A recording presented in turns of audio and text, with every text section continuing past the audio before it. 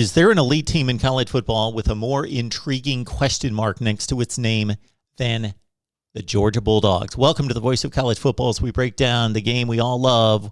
Best discussion, debate, and analysis here every day. That's our aim. That's our goal. That's our mission. So sometimes we slip. We're not the best every day. We're trying. That's the effort. That's the goal.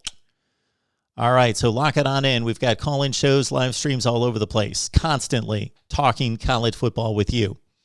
Let's talk some Georgia football because we know what the expectations are. National championship game or bust. Okay. They made it there in 2017. They were the better team for most of the game. They didn't make it happen. 1 year later against Alabama in the SEC title game, they were the better team for 3.5 quarters. They blew it with a 2-touchdown lead late. Then LSU was way too good in 2019. Then in 2020, of course, truncated season. Stetson Bennett at quarterback was not going to get it done against the likes of Florida and especially Alabama. So here we are. JT Daniels, you've got the reins. You looked good for 4 games in 2021. What about starting with Clemson in Charlotte, game of the year, non-conference game of the year, the most talented teams, the 2 best teams that will step on a football field together during the regular season in Charlotte, week 1, Saturday night. Clemson, Georgia. Then from there, Georgia's got a non-conference date against UAB. Then they step into conference play against South Carolina at Vandy. They ease into the SEC schedule, certainly. South Carolina, Vandy on the road, 0-10 last year.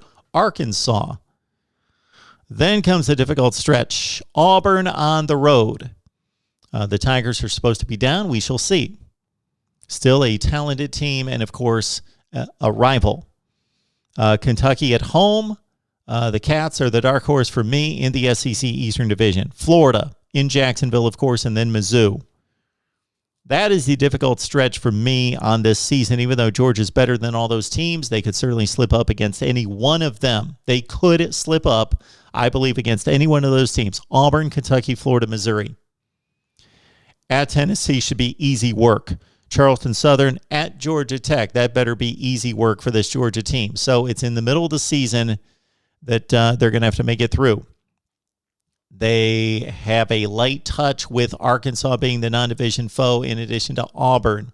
But, of course, everybody's eyeing that first game against Clemson, and I know the injuries have come in a rash of injuries, especially in the secondary. Not good for Georgia against DJ Uiagalelei and those Clemson wide receivers, Justin Ross and company. All right.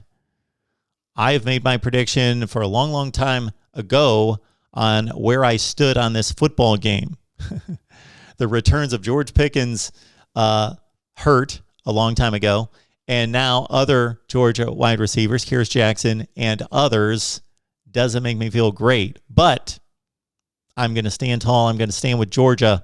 I'm closing my eyes. That's how difficult it's going to be. Common sense at this point to look at the 2 teams and match them up with the injuries. I'm usually not swayed by injuries that much, especially in a program like Georgia where you just reload with the next guy. But I think these injuries are significant. I'm still going to go against common logic sense in this one.